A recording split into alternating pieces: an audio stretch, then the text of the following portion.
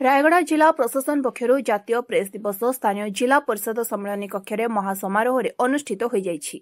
जिला सूचना लोकसंपर्क विभाग उपनिर्देशक तथा लोकसंपर्क अधिकारी श्रीजुक्त बसंत कुमार प्रधान सभापतित्व में आयोजित जातीय प्रेस दिवस मंच मुख्य अतिथि भाव रायगड़ा निर्वाचन मंडल युव विधायक श्रीजुक्त आपला स्वामी काड्राका जोगदे जगन्नाथ प्रतिमूर्ति में प्रदीप प्रज्वलन कर सभा कार्य आरंभ करथिले।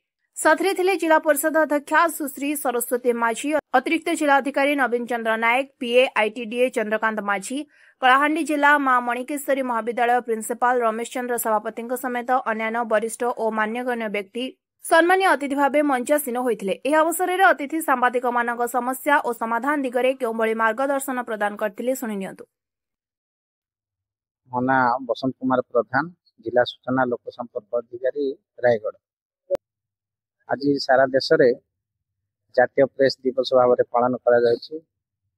यार मुख्य उद्देश्य है सांबादिक माने विभिन्न स्तर रे एवं विभिन्न प्रतिकूल परिस्थिति रे से माने संवाद परिवेषण करते दिन गोटे उद्दिष्ट। आज कार्यक्रम रे हमर मान्यवर विधायक रायगढ़ आपल स्वामी काड्राका योगदान करी सांबादिक मानकर कर्तव्य एवं दायित्व संपर्क रे विस्तृत भाव बुझे। तेणु मो यही सांबादिक दिवस अवसर समस्त गणमाध्यम प्रतिनिधि को हार्दिक अभिनंदन एवं स्वागत जनाइवा उत्तर कामना करुछे। Bureau chief Khageswar Singh report, Swatantra Odisha live.